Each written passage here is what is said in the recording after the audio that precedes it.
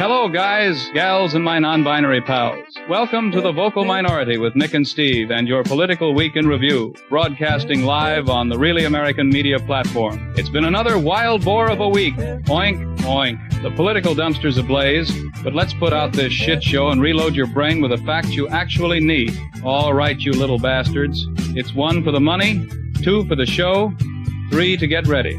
Come on, you feline. Start scratching the post. Holy moly. Take it away, gentlemen. All right. Here we are, taking it away. Welcome one, welcome all. The Vocal Minority with Nick and Steve. Here we go, ladies and gents. Political Week in Review. And welcome to Fuck It Friday. Oh, are we on? Excuse me. I'd never do that if I thought we were on. What the hell's wrong with you, dude? Oh, all right. Hello. We've been away. My manners have gone away as well. We were here last Friday, but we couldn't get on YouTube for some odd reason. And then, no. Oh, yeah. Nick was evacuated on Tuesday. So this is our first show on YouTube in like a week and a half. So. Wow. You lost sight of your broadcasting etiquette that quickly, huh? No, I'm just going old school. Like you and I have never farted or burped on air before. Please. No. We're professionals. It's just a little more respect required here on the Really American Media platform, Stephen. I was reading my Howard Stern book, so I thought I would... Oh, crap. Oh, you got your Zoom on your camera. You're sitting all fancy over there, dude. I don't think you know. I didn't realize I had a Zoom on the camera. That's the first time I've ever seen that, so that's weird. Interesting. Cameras pay attention when the king of all media comes on. So yeah, I guess that's true. Yeah, we're here. Plenty to discuss, that's for sure. If you want to message us or find out more about us directly, you can go to our website, thevocalminority.net, and hanging out here at Really American for all sorts of fun. Indeed we are. You're a little overmodulated there. Let me tell you guys this, as we make our way into the weekend, it is my hope and my desire, compliments of my therapist, to let go at 4:05 whenever the show's over. Just like, hey, Nikki, you got to let go for the weekend and just relax for 2 days straight. Do you think I'll be able to do it? Do you think I'll be able to stay off all forms of social political news? Why would you want to? I don't understand. It's just giving me anxiety. I'm too filled with it, is I guess what the problem is. I need to take a break. That's what it is. I need to take a break. Like we need to take breaks from things in life, okay? That's fair. Do I sound better now? Because you are so much louder than me in my headphones. I don't know. Yes, you do. Okay, good. Listen, I do notice that I am obsessing on it a little bit. Like, I wake up and Trump is the first thing on my brain. I've got politics on my brain constantly. It's also like, my dad's a doctor. I assume he's got medicine on his brain all the time. I mean, yeah, that's what we true. do. So, yeah, I feel like it's attention to a detail and the obviousness. And we live in a political cycle that won't let you take a freaking day off. So just won't let us take a day off. Hey, dude, as I look at the calendar, Friday, December 19, 2025, Dateline, Washington, D.C. Big things were supposed to happen today. Yeah, well, I think today is the beginning of the official Epstein cover-up, I mean, today's the day. They waited until, I don't know, about an hour and a half ago to release some things. And there's this old philosophy in the world of politics that if you're going to dump bad news, you always do it like on a Friday afternoon, Friday evening. As people fire people. Weekend, yeah. Unplugging. So they waited as long as they possibly could. And we found out today they're not even releasing everything. And what they have released today was either old shit. I have seen pictures of an entire pages redacted, like just a big blacked out page, an entire page. I don't think that counts as releasing something if the entire page is redacted. Yeah, I don't think so either. As we were waiting for the DOJ to release files today, I kept Google searching, and they said, oh, hey, all you got to do is go to, I can't remember the site off the top of my head, doj.gov or whatever it was. Yeah. And you should be able to just search through the files. That was the promise. That was the guarantee. It was in the law, searchable. That's right. And every time I went, it said nothing had been released yet. I was like, what? You're waiting until, and then they said, okay, 3:00 on the East Coast. So at noon, went on and checked. Nope. Nil. Nothing. It came out about 1:30 West Coast, so that's 4:30 East Coast. Website immediately crashed, but multiple news agencies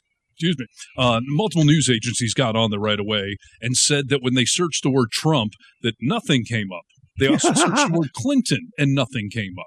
Like names that we know are in there didn't even come up on their searchable website that they set up to abide by the law. And I've already seen, I've got an article, I think it was Ro Khanna from California, is talking about articles of impeachment against Pam Bondi. She should be prosecuted. They're violating a federal law. But isn't there an inherent problem with violating a federal law in the world of Trump? Oh, yeah. I mean, you just get a pardon. I don't know. Can you get a pre-pardon? Yes. Biden did it for Hunter. So, yeah. Okay. So, Trump has immunity, quote unquote, thanks to the Supreme Court that he's got in his back pocket. And if, Bondi were to be prosecuted now or in the future, he could either pardon her up until the day he dies, which if I was Pam Bondi, I'd be telling him, can you preemptively pardon me right now? I don't really want to hinge on your health. No kidding. Misteen 1806. Did we expect anything informative, really? I don't know. I'm telling you, I didn't. But Steve has been saying, it's the law. They got to do it. They got to drop it.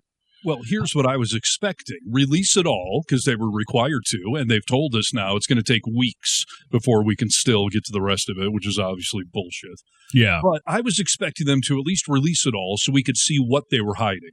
How much did they redact? What did they put out? Because if you see what is and isn't there, then you can start to dissect it. Because as I've said, there are FBI agents, there are surviving victims, there are people that have seen the unredacted versions. Yeah. So you would think some whistleblower would step forward and say, no, I know what's under that, and it's not, But if they're not even going to release it all, then they're just playing games. Well, there's a good portion of the population that doesn't think Jeffrey Epstein committed suicide. So whistleblowers are a little apprehensive, I'm sure, or more than a little apprehensive, because could there be a sentence of death? I don't know. Robert here, part of their active investigation, right? I was told one of the letter of this law said that if they're going to hold something back because of an active investigation, that they have to tell us what the active investigation is. Okay. So if they're looking into Bill Clinton, for example, they would say none of the Bill Clinton stuff's going to be out because we have an active investigation. Or at least this page has been redacted because of this investigation. I haven't seen anything like that. So, I don't know. I mean, listen, we've got some new pictures that came out yesterday that I think are worth a quick flip through. And then a few did come out, pictures in what they released today, which I find highly dubious and suspicious. And I think you'll see why. Okay. Well, let's get into it, for crying out loud. This is Need to Know News. News you need to know. Hello, Americans. This is Paul Harvey. Stand by for news. Standing by. Yeah, people are upset already. 86-47 regime now. Yeah. F Kankles, McTaco Tits, F Mega. We agree with all those things, and Pedo 47. People chiming in the comments right away. All right, so let's quickly flip through what came out yesterday, because like I was telling you off air, I don't know that it was all that interesting what did come out yesterday.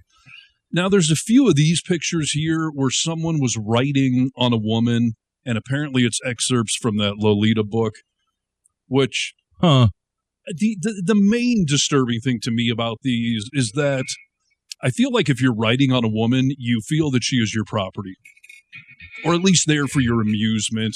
There's some sort of ownership / condescension going on when you're writing on a woman. Or you're in 7th grade math class. Right. Which I always hated that too. I hated people that wrote on their arms and stuff. But so yeah, these are apparently blurbs from the book. So okay, great. Yeah. And there's a few of these. Here we got Epstein on the plane again with Noam Chomsky. Okay, great. Bill Gates just keeps on showing up in these things. For a long time, the richest man in the world, and I don't know. Every picture I've seen of Bill Gates, I mean, the girl next to him, I realize it's redacted face, but it doesn't necessarily look like a minor. Teenager? No. I mean, it would appear to be an adult, and he's not, he's next to her. He doesn't have an arm around her. And they appear to be in some sort of hotel lobby, by the way. You got luggage carts. Those look like those, little office suites you can go in and print stuff out or make phone calls. Yeah. So, again, I don't know what he would be. Why there'd be something guilty going on. Can we zoom in on his pants, Steve? Does he have a boner? I don't know. I see the spinning wheel over his crotch. That Windows thing, still loading. More writing on women, and this appears to be right above somebody's breast. So again, weird, condescending. More she writing. Was Lola in slacks. That's weird, dude. Again, I'm told a quote from Vladimir Nabokhov's Lolita. So, okay. Yeah. Few of these. Here's one more. She was Bali at school. Like, I guess somebody finds this funny or alluring. I don't know. Here's writing up and down a woman's spine. Weird. This is bullshit, dude. This is what was released here on the 19th of December. No, this is what the Democrats actually put out yesterday. So these were the ones that got dumped yesterday. And I was saying, I don't even know why they put some of these out. I mean, all of these writing on the women are weird and creepy and certainly telling, but I don't know beyond that. Telling of what? I mean, just the creepiness, the weirdness. Either way, these are women that are being doodled on. So like I said, that to me reeks of exploitation, a feeling of ownership, condescension. Like, I don't know. I suppose. And then again, we got freaking Woody Allen here. Who is that in the back? Is that John Eastman in the back? Woody Allen, and I don't know how the background is. Doesn't say. Again, weird. Close-up of Epstein. Okay, great. Now, this one's a little bit funny right here. So this is David Brooks. He is with I believe, the New York Times. And he wrote an article a couple of weeks ago saying, all right, everyone, let's get over this Epstein stuff. We got more important things to talk about. I'm not going to be recovering this as a journalist. And then, what do you know? You're in the pictures. He's talking just like Trump, dude. Are we still talking about this? Yeah, that's funny, dude. And why would he say that? Knowing, that's a great point you made earlier. Excuse me. The fact that the website crashed, I mean, that means that there is a lot of freaking people that want to know what's in these freaking files. We already know that. I mean, that's old hat. So, yeah, why would you say you're not going to cover the news? Right. Maybe Bill Gates is responsible for the crashing, too. That would make sense. So, anyways, again, this looks like some sort of meeting or something, but the fact that he's in there at all is a little weird. Photograph of Salar Kamangar. I think he's the Segway guy again. So great. Photograph of Sergey Brin. Don't know who he is, but okay. I'm sure people do out in the comments. They're close-up of Epstein for some reason. Now, here's one of the creepy ones. So this is apparently a text where Epstein is buying a woman. Oh.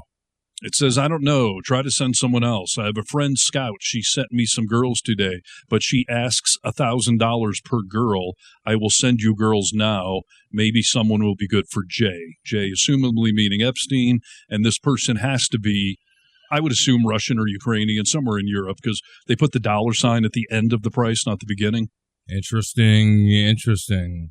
And then at the bottom here, it says name redacted, 18 years old, height redacted for some reason, measurements and weight redacted.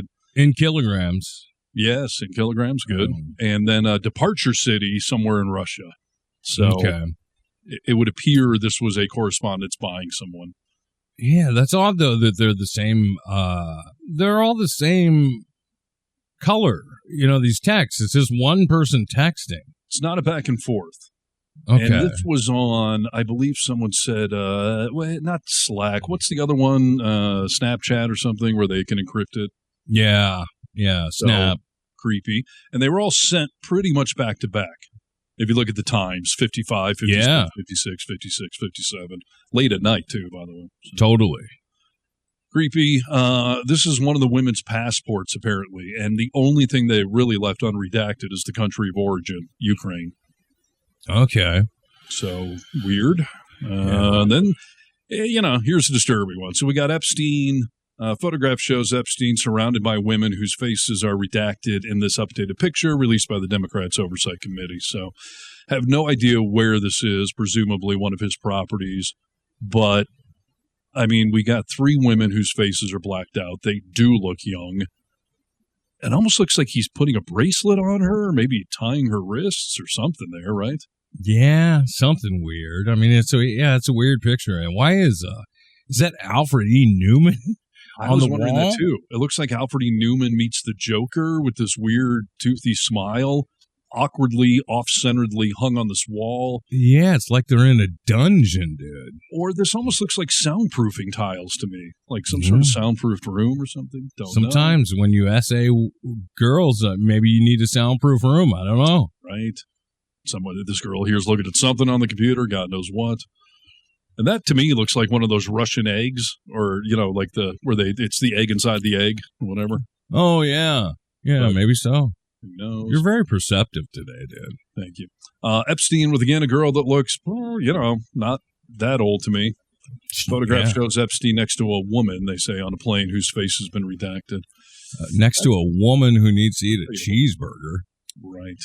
So that's weird. And then the last one, basically the reverse angle we've already seen of Epstein and Steve Bannon yet again talking with the creepy pictures, and looks like tea and crumpets or something here on the table. Dude, who takes these pictures? That's my question. Yeah. I had asked you that. You were like, Epstein takes them. Like any of the ones that he's not in, I assume he is the one taking them. Right. But all of these other ones, I don't know. So those are the Democrat ones. And then just today, don't look at my search history.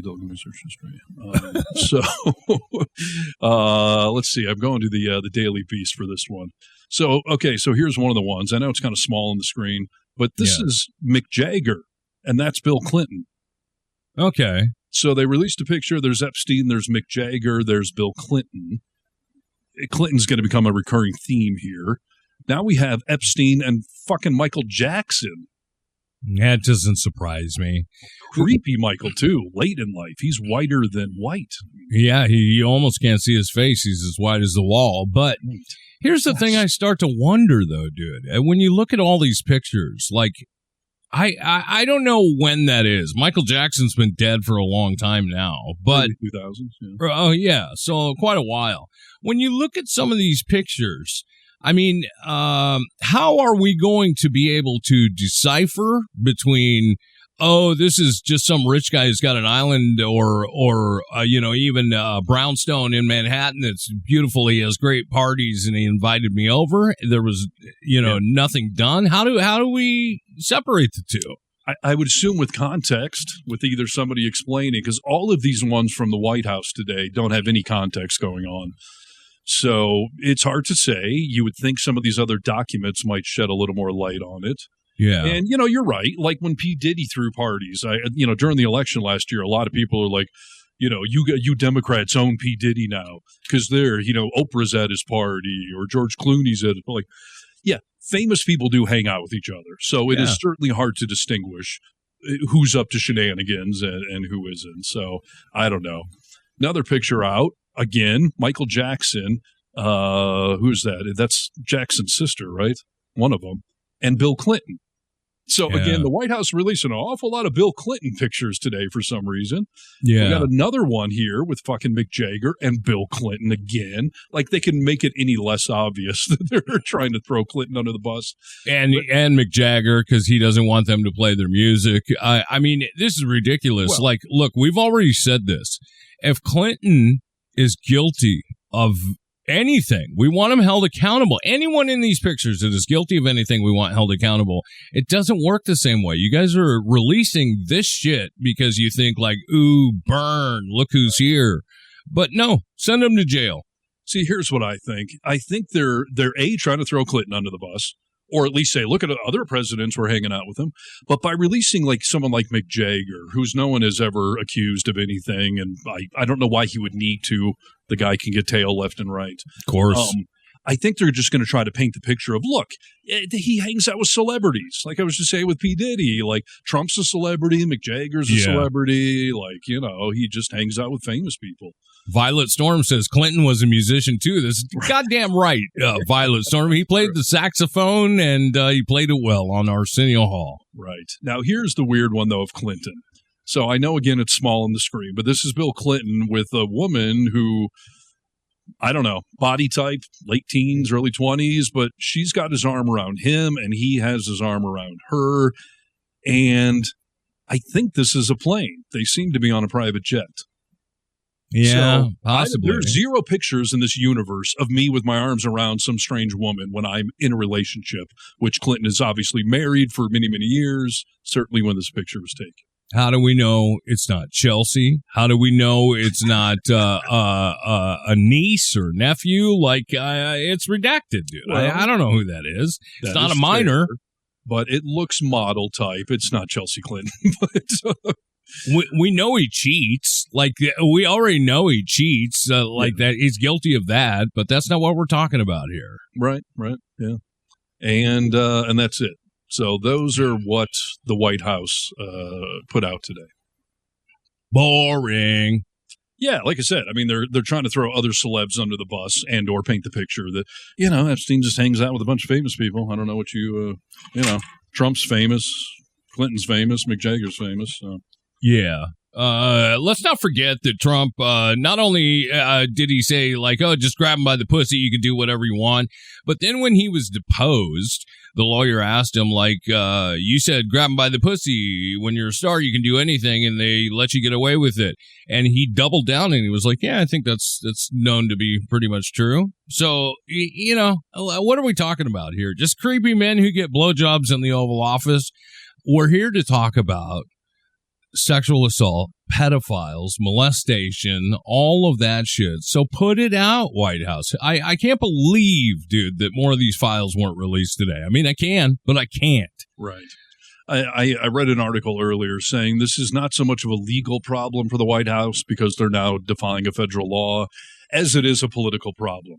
Because, yeah, if you've got nothing to hide, you would obviously just release it all. Yeah. And it's bullshit that his name doesn't come up in the search since we know he's in there. He said it. Susie Wiles admitted it in that Vanity Fair interview this week.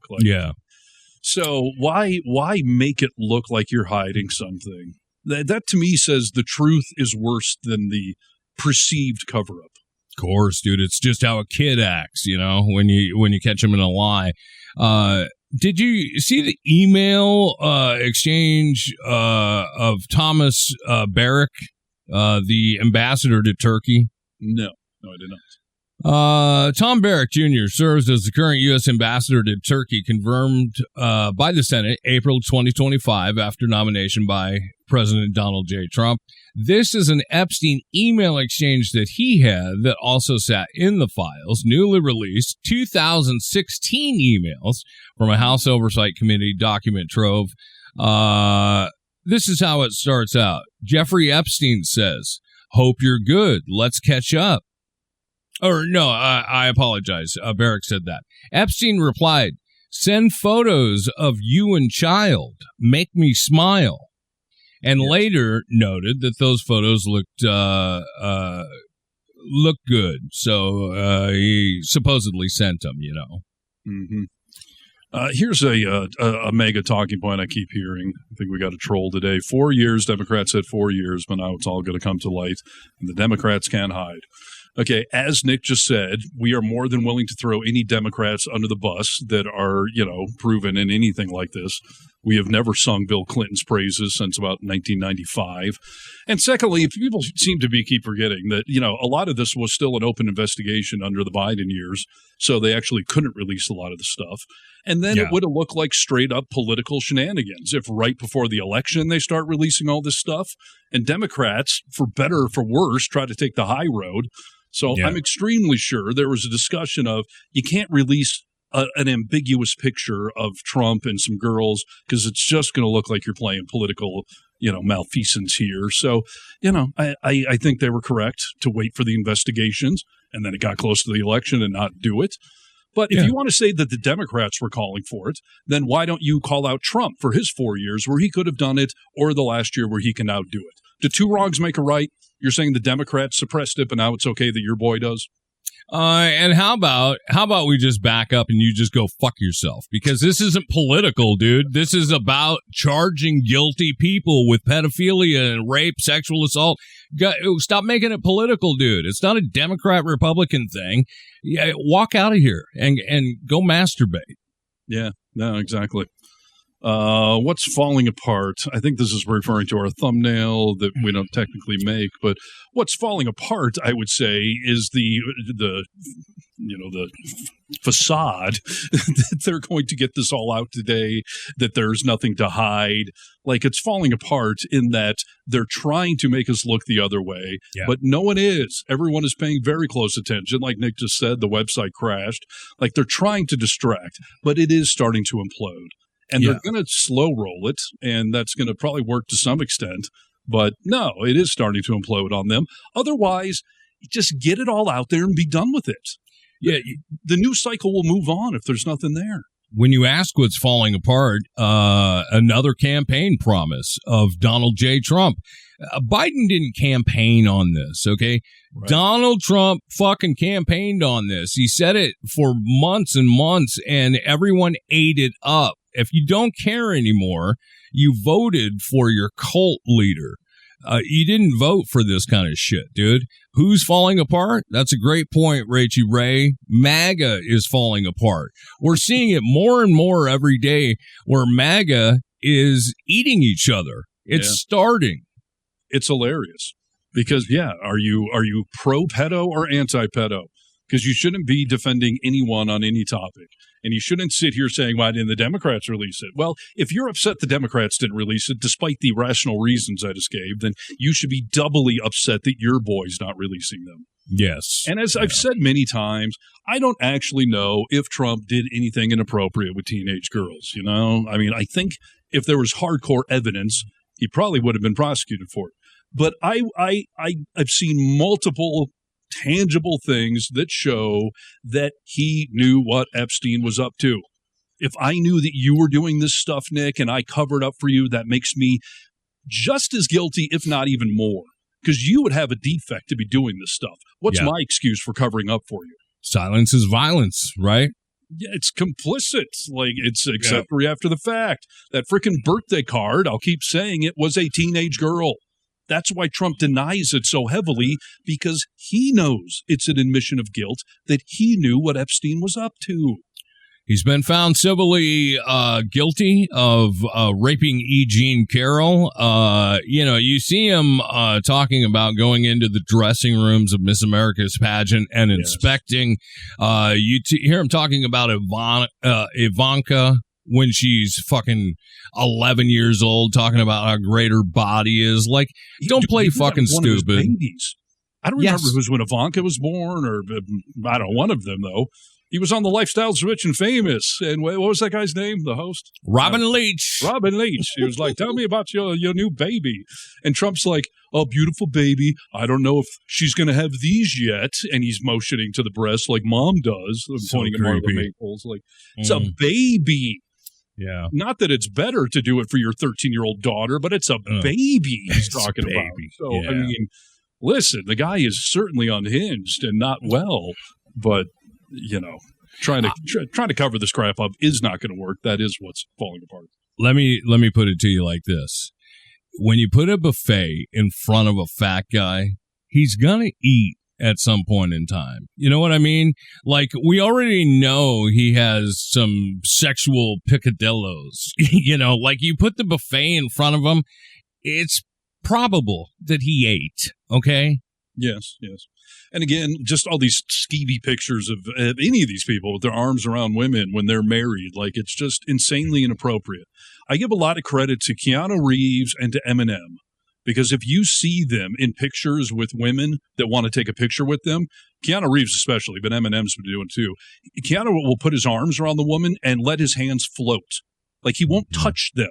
He just puts his hand behind so it looks like they're taking a cat, but his hands are not touching the woman because Keanu Reeves is either married or long-term, whatever it is. But he just knows that's creepy. It's inappropriate. If you're in a relationship, you don't do that. Yeah, that's right. So, I don't know who the woman was with Clinton there, but I don't think that's okay at all.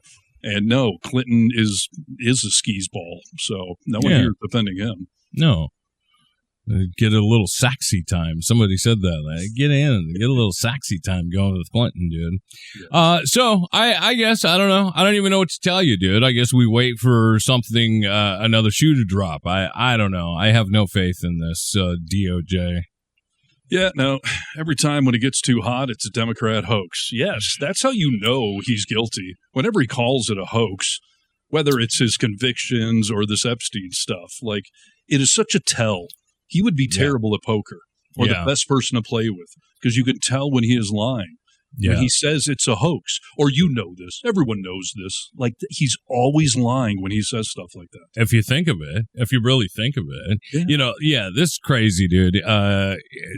Affordability is a hoax. Every time he's backed into a corner, it somehow gets hoisted onto the Democrats as a hoax. We know this. Yeah, exactly. So, all right, there you go. We've been counting down for this, and it is a letdown, but this is part of the chapters. It's part of the saga. They're not going to get off the hook for this. I don't know what level of accountability there could be because they're literally breaking the law.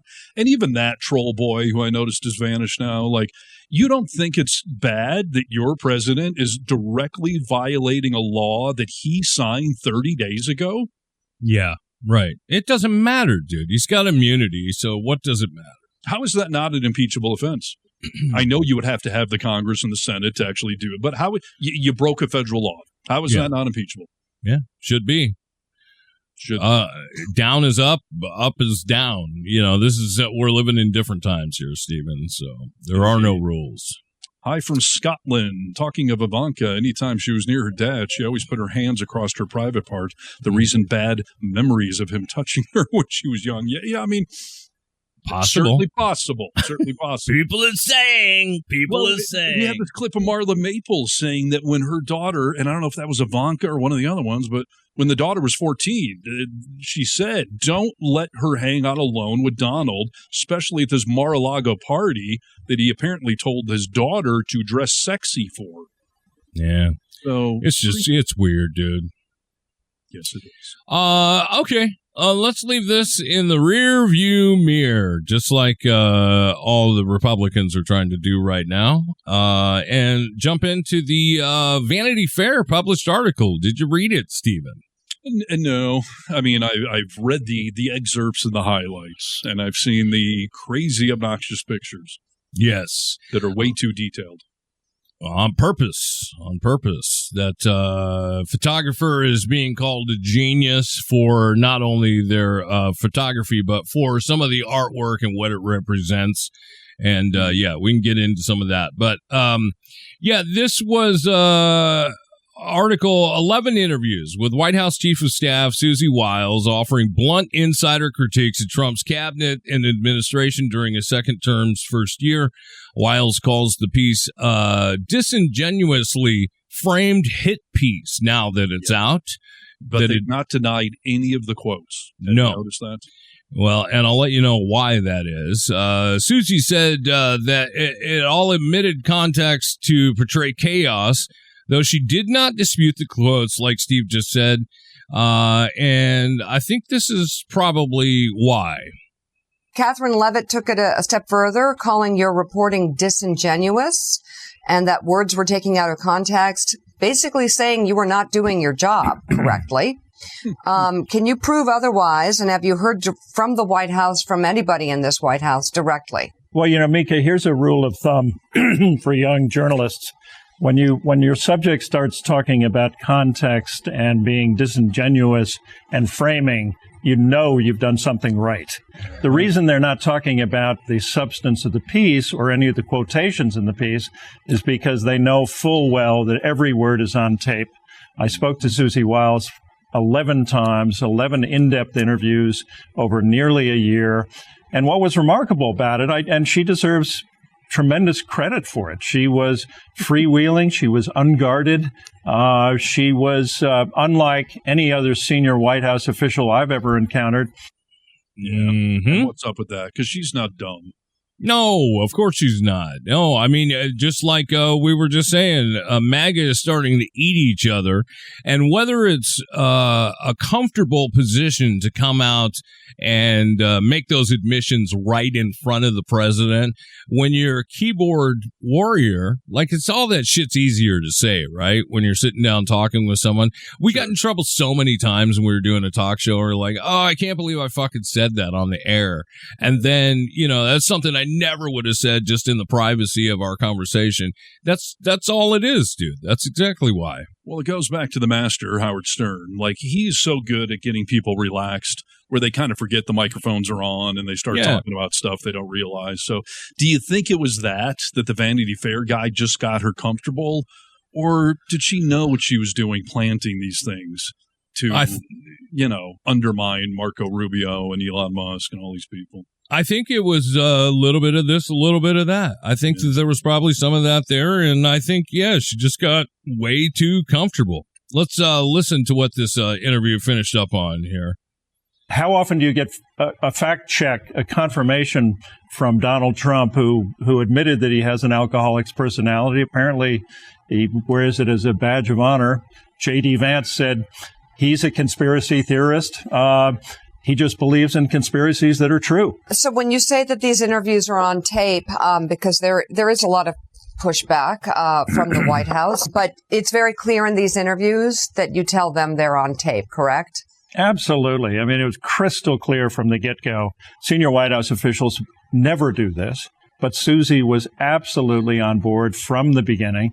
And by the way, when I told her, hey, guess what? Vanity Fair wants to publish the piece, she said, fantastic, congratulations. Look, everybody was on board. Everybody knew the drill. When the Vanity Fair photographer went to the White House, we were there the entire day.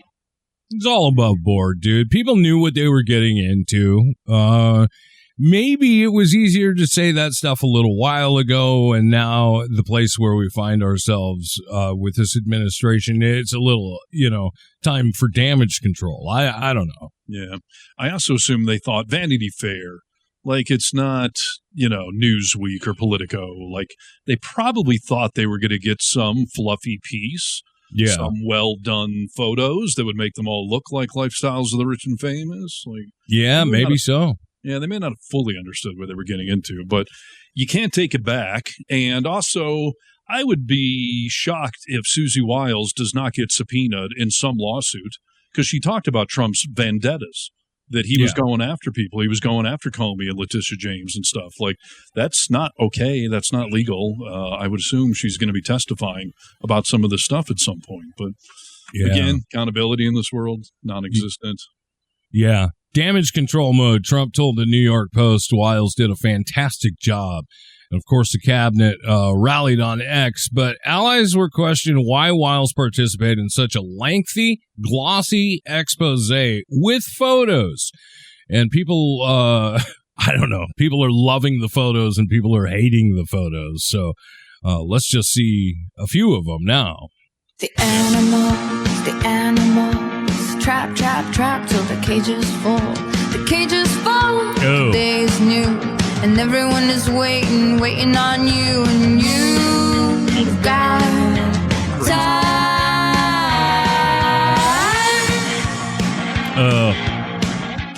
So some of the photos there, people are going off on Lion Carolyn Levitt.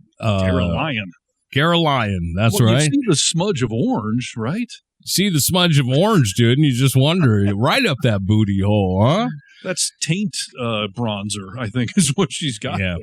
I think so. But even the funnier part is her lip injections, that they got so close that they could see all those injection marks into her lips. Like, everything about these people is completely fake. That last picture, was that Hegseth right before Stephen Miller? I didn't know. I didn't see Hegseth in there. Maybe that was him. I don't think so. I didn't recognize who that was. So yeah, well, I think it has to be Hegseth. He had the Hegseth haircut, so could be. He looks funny from the side, but some of us on air people look weird from her profile. So. Yeah, that's true.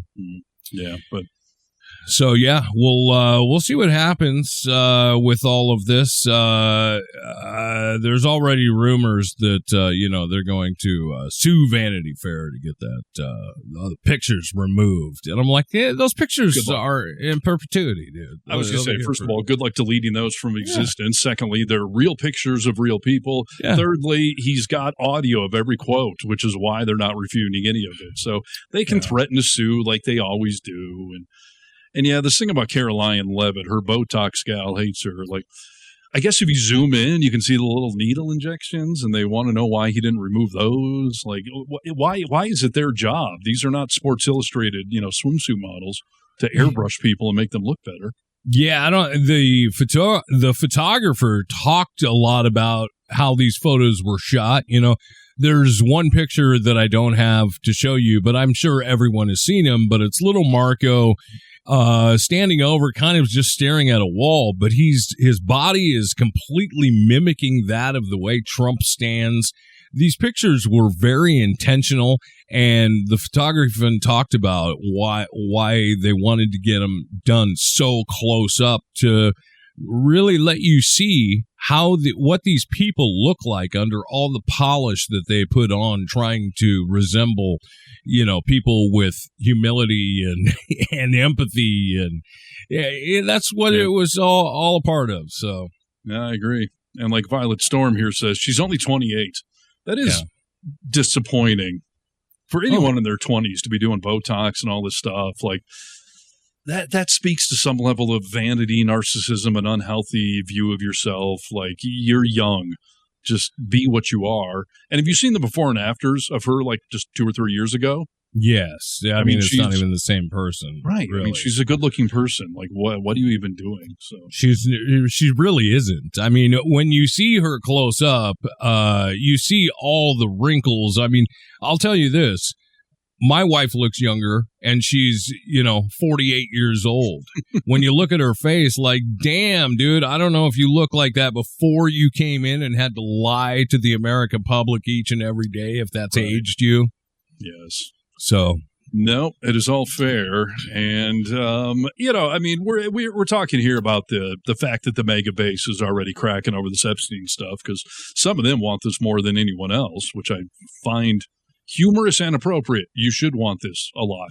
Yeah. But Trump's just been imploding of late. I mean, this last week here, we had that rally in Pennsylvania where he got up and did his first rally speech and dismissed accountability and just told lie after lie after lie after lie. Yeah. I mean, his own base was making fun of him for that.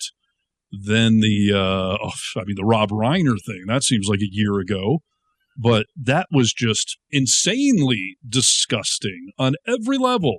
To make it about himself, to blame Rob Reiner. I mean, and that seems to be the one issue that has become bipartisan. I mean, I've seen more MAGA denounce him than on any other issue for that one. Well, I was telling you, dude, that, for show purposes only, I downloaded True Social. And I went on there because I just wanted to see what that post looked like on his page. Yeah. And I started going through the comments. Dude, I am not shitting you and not exaggerating or lying. When I was going through those comments, there were one after the other saying, oh, yeah, I support you 100%, Mr. President, but this was too far. It was all shit that echoed that sentiment of like, oh, I can't do this anymore. I've voted for you 3 times, but this is sick. Totally. There's been a few issues where some of his people say stuff like that, but to hear you say, and again, kudos to you for signing up for Truth Social, because thank you. A, you're taking a hit for the Team Blue here. B, I am extremely sure Trump is spying on you right now. So good luck with all that. But to see comment after comment after comment after comment of his base denouncing him, not to mention multiple elected officials, public figures, James Woods, who is just hardcore MAGA conspiracy, hates the libs. Even James Woods was like, no, that is not sick. Okay. Yeah, that was wrong because for all intent and purpose, you couldn't really find a guy other than Trump that had a bad thing to say about Rob Reiner. Even if you didn't agree with his politics, he was a sweetheart of guy, and that was said and echoed by many. So and iconic. I mean, good grief, from Spinal Tap to The Princess Bride to Stand By Me, like When Harry Met Sally. I mean, come on. Yeah. And Trump tried to say the struggling Rob Reiner, like just, again, projecting. So there was on Archie Bunker, dude. Come on. Exactly. Let's see. We talked about the Susie Wiles thing. And then, I mean, we've got this Kennedy Center renaming shenanigans going on right now because Trump, as always, is so desperate to put his name on everything. But I think it goes a little deeper at the Kennedy Center because the Kennedy Center is culture. It's pop. It's pop. It's theater. It's music. And Trump so badly wants to be accepted on that level to the cool kids, to the Broadway crowd. I've got a great video piece to play for you on the Kennedy Center that I saw this and I was like, oh, I hadn't even read that yet, dude. I mean, because there's so much weird shit going on. Yeah. Let's play this. The board of the Kennedy Center voted to rename the renowned performing arts facility in D.C. the Trump Kennedy Center.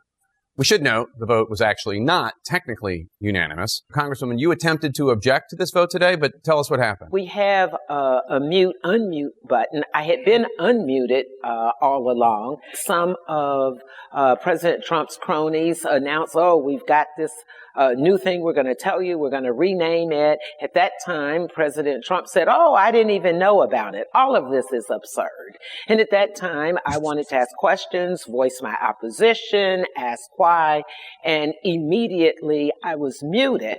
And as I continued to press unmute, I then received a message saying I would not be unmuted. They proceeded to say it was unanimous. That is not true. That's some real dictatorial shit, you know? Yeah, it's unanimous when you shove everyone's head in the pillow and don't let them say anything. Yeah, dude. Not to mention the disingenuousness of Trump to say, like, did they do that? I didn't know they were voting on. He's the chairman of that fucking board. Of course. and he's been cronies.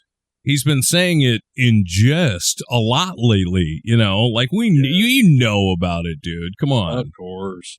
So, but again, though, like it is not the it's not the Trump Kennedy Center. It is not the Department of War. It is not the Gulf of America. Just because the president deems these things to be true doesn't make them true. It is written into the law on the Kennedy Center that's the name. So you would have to get, Congress to change the name. Same with the Department of Defense. And the Gulf of Mexico is an international body of water. No other country is calling it the Gulf of America. So why would you? Why? I mean, exactly. it's a delusion. It's just a delusion. So. Yeah. So don't give into these shenanigans because none of it's actually real. And I just cannot wait for January 21st, 2029, when somebody, I don't care if it's Newsom, AOC, Mark Kelly, like whatever Democrat freaking wins. I would just like you're moving into some beat up house and you're like, I'm not moving in until the cleaning crew goes in there, sanitizes that place, take down all of that shitty plaques that he's put up, take down, put the roses back in the rose garden, take all of this stuff down, take his name off every wall. Like it's immature high school level bullshit trolling, and none of it is going to last forever. It'd almost be funnier if it was Chris Christie. It would almost be funnier if it was a Republican that was like, I can't have any of that shit in here, Well, and that's a distinct possibility. I mean, even Brian Kilmeade or whatever from Fox News was railing on this whole plaque thing that Trump did, where he's trolling former presidents with a plaque, about Biden or about Obama or that Reagan loved Trump. Like when Fox News is even telling you you've gone too far. Yeah. If you didn't see the White House changes, these are some of the recent things that have happened and what Steve is talking about here. I just left the South Lawn of the White House, and we noticed some very interesting changes that President Trump has made to the colonnade. He has now installed a presidential walk of fame. On it, he has photos of every single president. He has now added descriptions underneath every single presidential portrait. The descriptions under his predecessor, Joe Biden, read sleepy and crooked. He calls former President Barack Obama one of the most divisive figures in American history. And then as for former President Bill Clinton, he has a note under there that his wife Hillary lost to him in 2016. These are just some of the changes that the president has made here to the White House. We already know that he has completely demolished the East Wing to make room for that ballroom. He's also paved over the Rose Garden. There's now a concrete patio in its place. What a tiny dick, dude, that he would have to mention on Bill Clinton's, your wife ran and I scrubbed the floor with her. Don't say it. I mean, he is projecting. He is compensating. It's like guys in huge jacked up trucks. Yeah. Like, I just see that and I think, oh, he's got a little dick. Like, yes. He's clearly overcompensating. And this is just the inability to take the high road, to just be like, you know what? I won. Screw all of you. Onward we go. But no, he is just spending his time on petty grievances. And, there's a big debate right now if that East Wing, the ballroom is even going to come to fruition. Because Trump is so not focused. He's like a cat with a laser pointer. And he's the one that's apparently in charge of all this, especially after he fired the main architect that came on.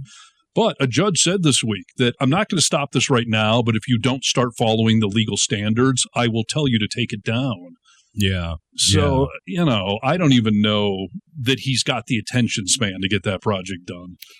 When I saw that new presidential, wall, I just thought to myself, when, the Boy Scouts or whoever, schools come in there and they take the tour of the White House, that's what they look at and how disgraceful that is. Yeah. I don't think the tour includes that little part because that's right outside the Oval Office, but maybe I'm wrong. But certainly world leaders and celebrities and all that kind of stuff. But I also hate the gold cursive writing.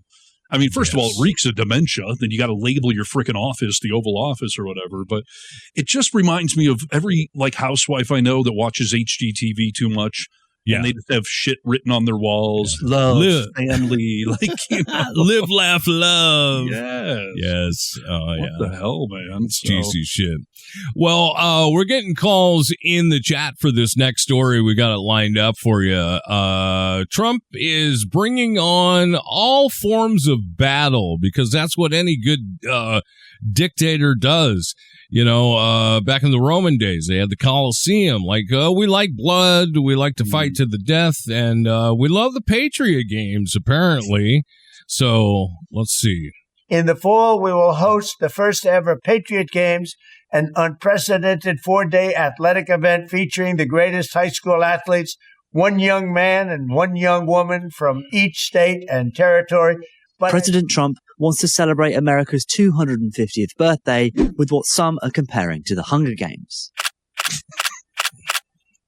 But the games aren't the only thing the White House has planned. Trump laid out plans to build a, quote, triumphal arc, like the Arc de Triomphe in Paris, as well as events throughout the year. On Flag Day, we will have a one-of-a-kind UFC event here at the White House. It'll be the greatest champion fighters in the world, all fighting that same night.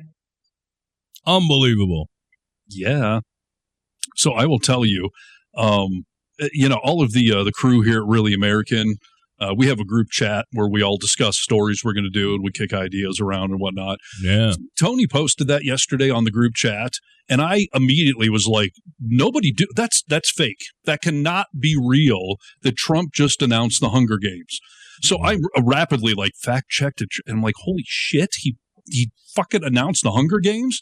I thought you were supposed to avoid dystopian futures, not make them a reality in the here and now, just for the fuck of it. It's what he's trying to do, dude. I mean, I think he sees himself like he knows he doesn't have much time left. So how much bullshit can we squeeze in at the end, It's insane. I am happy to hear some of these UFC fighters. Another one came out today and just said, I'm not fighting for a bunch of spoiled rich billionaires on the lawn of the White House. I'm a real fighter. I don't want anything to do with that. Yeah. But this sending out 2 high school kids from each territory or district, as they say, yes, in the Hunger Games. One young man and one young woman. Transgender for all. Yeah, right. Transgender for everybody. There's a tweet, whatever we call them nowadays, that's, making the rounds. Somebody posted back in March of 2016, user Eric Smith Rocks. He shared his tongue-in-cheek predictions. 2016, Trump will not win. 2017, now President Donald Trump cannot do that, can he? 2018, hey, you watching the Hunger Games tonight? I hope my district wins. Jeez, dude. That was a sarcastic prediction of how the Trump presidency would go, and that guy freaking nailed it, 7 years ago, that we would be doing the Hunger Games. What are we talking about? And who wants to sign their kids up for that? The ridicule, the scorn, that's going to be child abuse if you decide as a parent to sign your kid up for the freaking Patriot Hunger Games. This is gladiator games for modern emperors, is what Newsweek had to say about it. And yeah, that's true. I mean, this is absolutely crazy.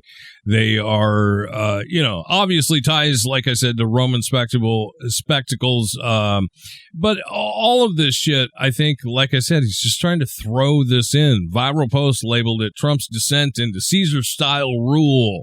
I mean, people are talking about this. It does not sound healthy or right. I mean, this guy is mentally going crazy. I almost wonder if he's just trolling us all to see what he can get away with. As Mary here, may the force be with us. No, may the farce be with us is what you're probably trying to say. Trying, yeah. And then Von Krul here. At least President Camacho cared enough to find a smarter person to help solve his problems. This is Idiocracy, the movie. Because we are living in the idiocracy that the Mike Judge, the guy that created Beavis and Butthead, made this movie years ago, predicting how dumb our country would become. Yeah. And it's almost as if Trump is took it as a documentary or a prediction of the future or something. Right. Because President Camacho was having, fights and battles at the White House. I mean, medals. Every cabinet member was wearing a medal around their neck. Fun bags over there as the Secretary of, Labor or Education, whatever. It was all ballroom style. I mean, machine guns in the ballroom and yeah. Although I will say, Von Krul, there was a great scene there where President Camacho pointed out the Wilson boy, that he's the smartest guy and he's going to solve all our problems, which is exactly what Trump did with Elon Musk about a year ago. We got Musk on our team, smartest guy there is, rich guy. And actually, I always forget it's Luke or Owen Wilson. I think it's Owen. No, it's Luke Wilson. And Luke Wilson and Elon Musk kind of look alike, actually. Tall, thin, white guys, short, dark hair. It's eerie how many things in Idiocracy are either literally happening or close enough. Yeah, it's like The Simpsons, dude. So yes, it is. We are running short on time. I got to play these things for you, just only because I want your reaction so badly. And sure. I know you're ready to be done for the weekend, but I have no plans. So we can good. Yeah, we can run a little over. You know who Leslie Jones is? Oh, let me play her second. This is Caroline Liar. And she had something really I couldn't watch this without dying through it. This is not meant to be comedy, but I think it is for sure, dude. I think the president has made conservatism and made Republicans cool again. I think that the culture has really shifted because of this president. His engagement at sporting events with young people across the country. You talk about the Kennedy Center. You have the world's best musicians now embracing the president and his policies. You see celebrities in Hollywood who were quite silent in his first term now coming out in support of much of what the president is doing. The business world, the tech world, the industry. And that had a real impact on the election, and the president's just bringing that here. The culture, I think, has shifted in a big way, especially for young people, and I think the president has been a huge driver and force behind that. Just kind of made it cool again, dude. How out of touch are you? I mean, that is a just cognitive dissonance there. No, people love us. They're not making fun of me on Saturday Night Live every week. Right. It's fine that Taylor Swift and every musician of relevance is coming out against Trump. The best musicians in the world. Listen, I don't despise Kiss, but come on now. Best musicians in the world, maybe, for a minute in 1984 or something. Maybe, dude. Come on. I mean, you got Kevin Sorbo and Kid Rock on your team. If you think that's the culture, if you think that's society switching to you, I mean, come on. He's made it cool again. People are saying.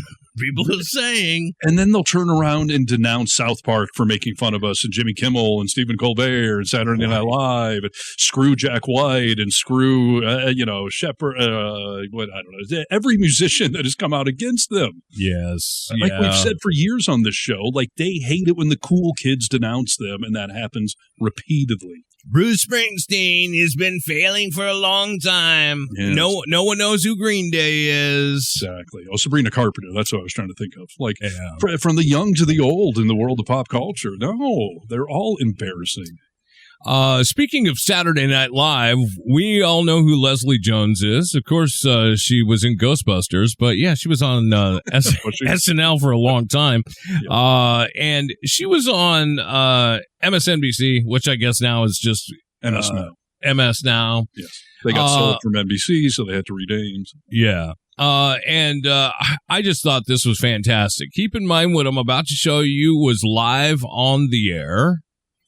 He's calling female reporters piggy and stupid and dumb and insubordinate. These people let that. I don't mean no harm. If he would have said, "Shut up, piggy," to me, I'd have been like, "You fat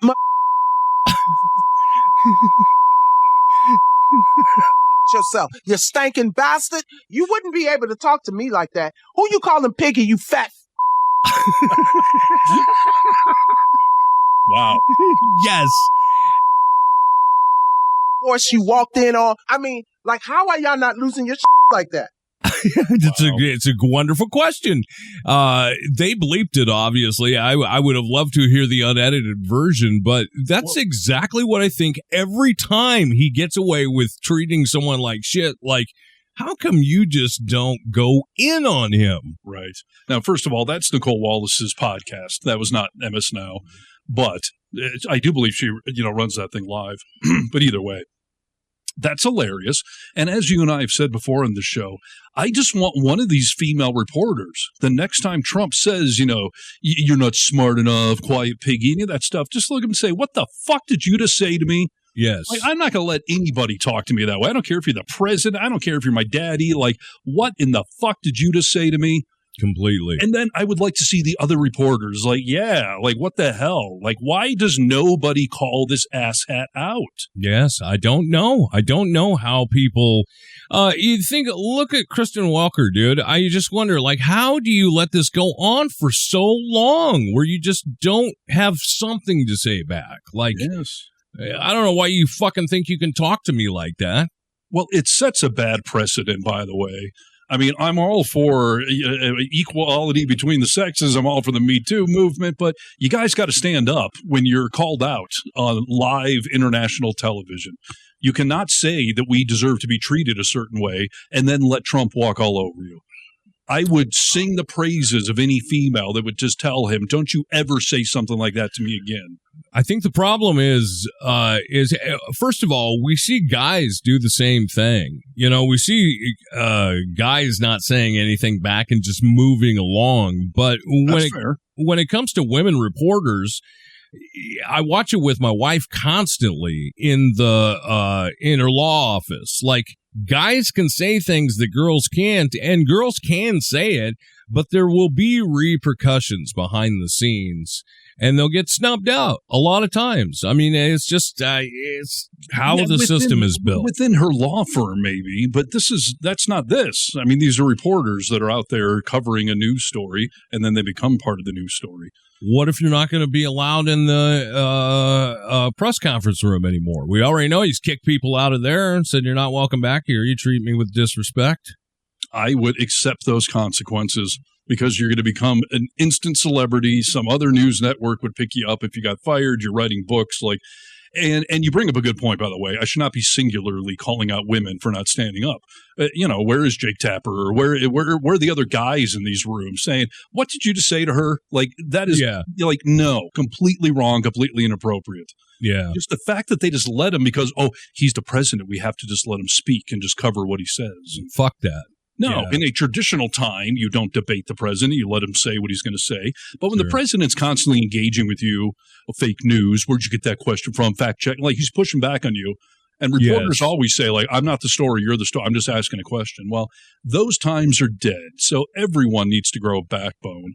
And I get that we can't just stop covering him because he is who he is. But you can push back when he pushes on you. Yes. You'd like to see a woman stand up and make her voice heard, Steve? Well, let me give you this. On December 17th, which was just a couple of days ago, Code Pink activist Olivia DiNucci interrupted Treasury Secretary Scott Bessent's dinner at Revelers Hour restaurant in Washington, D.C. Have you seen the video? I did a whole thing on it, so yes. Oh, you did? Okay, well, let's take a little peek for the audience here. Oh, where did I put? Oh, here it is. Okay. We have a special guest here, and we want to make a toast for the Secretary of Treasury, Scott Bessent. Oh, yeah. So let's give it up for the man who is eating in peace as people starve across the world based on his sanctions, which are economic warfare. Of course you're going to boo this. It's the truth. He oversees the death of 600,000 people due to sanctions annually. And this president, let's cheers to the Monroe Doctrine. Trump today said that Venezuelan oil. And you have no idea how ignorant you are. Ignorant. You are responsible for the death of 600,000 people annually because of sanctions. How many people are going to die because of the blood is on your hands? The blood is on your hands. You should be ashamed. I love how he gets up and goes to the staff to complain. You know, that is just so life of privilege, Mr. Bessent. Whiny little snowflake. And at the beginning of that video, he had the look of like, oh, someone's about to toast me. Because he's looking all intently. And then, just his entire body language, demeanor changes. Yeah. And for him to call anybody ignorant is humorous to me because, see if I can share this. Yes. He is the guy that claimed the reason our beef prices are so high is because immigrants are bringing cows with them when they illegally cross the border into our country. So he thinks that this is happening. They're bringing diseased cows into our country, yet he has the balls to call somebody else ignorant. I find that funny.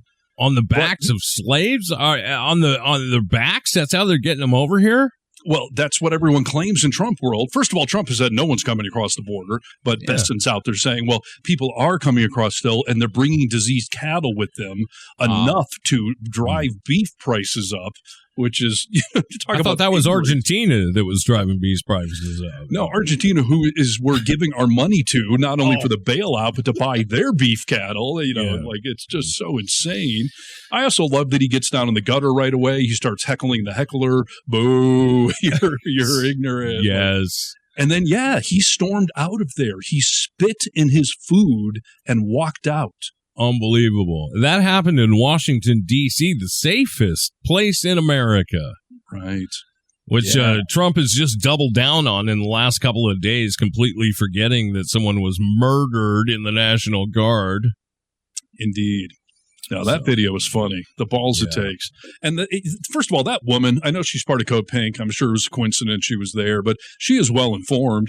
I mean, talking about the Monroe Doctrine, talking about the 600,000 dead.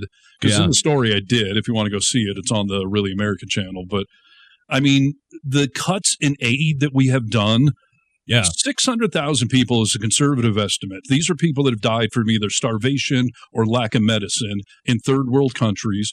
It always takes years to have tangible data to report this, but multiple people on the ground and people that oversee this stuff have reported that number, that an estimated 600,000 people have died because of our aid cuts, and then Great Britain followed our lead, and so did some other countries, because they're all like, well, if America's cut it by, and by the way, we saved $12 billion by what we cut out of USAID this year. Meanwhile, we gave Argentina $20 billion. Yeah. So it's not about the money. It's about the cruelty. And of those 600,000, 400,000 of them are children. Oh, well, does that matter? Not in Trump world, no. Quiet, piggy. But like I said in my video, the big house, Ann Arbor, Michigan, University of Michigan Stadium, biggest stadium in North America. Yeah. Holds just over 100,000 people.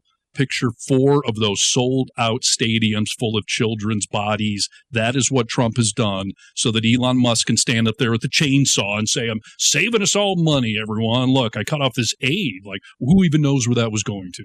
Yeah, it's unbelievable. People are all hyped up that Trump is stepping in to save the farmers without realizing Trump fucked the farmers to begin with. Right. So, Yeah. Yes, he's giving them the tariff money that is what fucked them in the first place. And I just need to rant real quick. I hope my son's not listening. I just bought my 16-year-old son a very nice dirt bike helmet, a $200 helmet. And in order to get it here on time for Christmas, I had to order it from overseas. I was warned when I ordered it that there would be a tariff on it. So I asked ChatGPT, like, what's the current, tariff coming in from Germany? Because that's where this helmet came from. And frickin' ChatGPT was like 5%, Yeah. I got a tariff bill for $80 on a $200 purchase. Well, ChatGPT does have a little wiggle room because the tariff percentage is changing so frequently that who could keep up with it? Yeah, but 5% versus 45% is quite off. Now, granted, about $10 of that was UPS adding some extra tariff collection fee or something. But yeah. I mean, that is almost half of what I paid for the frickin' thing. So again, this absurd notion that it is not Americans paying for this stuff, like I just lived it. So Steve, thanks. we've brought in trillions of dollars, okay? Ask not what you can do for your country. Yes. I love when you have trillions of dollars we've raised. Yes, of American companies or Americans. Like, that is the biggest tax increase. And MAGA, the idiot, like, yeah, tariffs are great, man. Like, you would shit a brick if we were like, we're going to add an extra 40% tax on Americans or American corporations. He talks about getting rid of the income tax altogether, but tariffs is his favorite word. So right. I would much rather pay a sales tax of 7 or 8% than a 45% tariff to Germany. You heard about this 1776 Warrior checks? Did you hear about those? Yes. Okay. Yeah. So, yeah, Trump is going to give, $1,776. Very cute marketing to some military people, right? And that's all coming from the tariffs. That's all coming from your helmet purchase, Steve. Yes, yes. So, he is going to... Gutfield talking about that? No. Yeah, Fox News Gutfield, who's just a Trump sycophant up and down, defending everything. He even tried to defend the Rob Reiner crap. Like, he even said, like, okay, so it turns out that was already congressionally approved bonuses for the troops. So yes. Gutfield even said, so let me get this straight. Trump took the money from the troops to give it back to the troops. Yes. And we're all supposed to sing his praises for it because he stamped the 1776 on it. Yeah. Well, this is why he did that 1776 thing. Well, the 1776 was easy to come up with because we're actually at 1775. The number was 1775. And I said, wow, I think we can afford one more dollar. But they came up to me, it was $1,775. So I said, well, let's add a dollar to it. I think we can find that. Very simple. We've had a military that, in my opinion, by other presidents, was not treated well. Unbelievable that he thinks it's so cutesy. And it's not just a dollar. But it's a way of taking care of our warriors, our soldiers. Enough. It's not just a dollar. It adds up to like $140 million, doesn't it? Right. Of course it adds up. It's $1 per person. And bullshit, by the way, the only reason that thing is not $4,700 after the 47th president or $4,500 or $4,547 is because they certainly couldn't afford that. No. So he just wanted to be as cutesy as he could. But again, congressionally approved money already earmarked to be given to the troops. Yes. And like classic Trump and Republicans, they just... something gets approved and all of a sudden they want to take total credit for it. So I just hope most people are not gullible enough to fall for this crap. And that nothing burger of a manic speech he gave this week, because that was the other thing on his list of failures this week, was that what the hell was this for? I was trying to watch Survivor. Why'd you interrupt this? I mean, that was a cocaine-fueled speech. I mean, he was overmodulated, yelling into that microphone, and he was yelling about bullshit the entire time. My 79-year-old mother called me the next morning and was like, did you see Trump's speech last night? I was like, of course I did. She was like, what the hell was that? I was like, yeah, I don't know. I don't really know.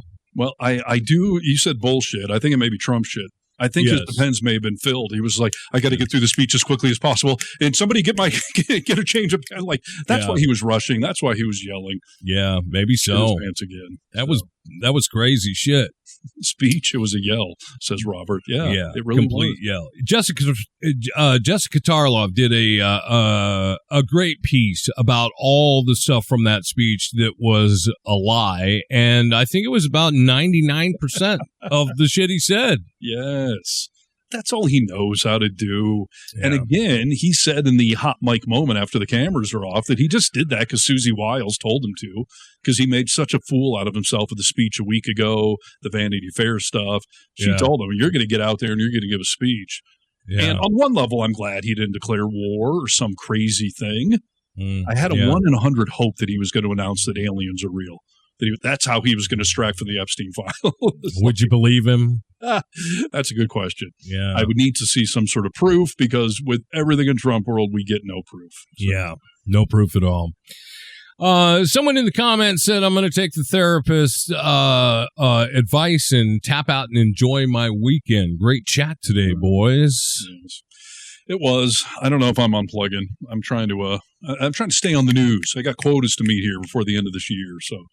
But the news cycle, I didn't do a video today for Really American. There just wasn't anything. There was a lot for us to chat about, nothing I wanted to do, but I'll be working over the weekend is my point. So if you don't want to unplug, let's see what Really American's got coming your way. Thanks, Steve. You're welcome. All right. You can see our webpage. We do have one. What is that website, Steve? thevocalminority.net, only because we used to have the .com and somebody stole it from us and wants like $1 million for it. So thevocalminority.net is where you can find us. Yes, and all kinds of great social media. Like Steve was just saying, check out the Really American page here on YouTube. There's a lot of great material. A lot of good guys and gals that are part of the resistance. And those of you who joined us in the audience today, we always appreciate you, and keep the fight up. Yes, please. Yeah, we appreciate you. In theory, we're back on Tuesday, as long as no one's been evacuated and we have power and all that. So. Indeed. We'll see you next time. Have a fantastic weekend. And that'll do it for another edition of The Vocal Minority with Nick and Steve. Thanks for joining us on the Really American Media platform. Check out all our social media wherever good social media is found. Until next time, you tiny little bastards, good day. Good day, tiny bastards. Good day.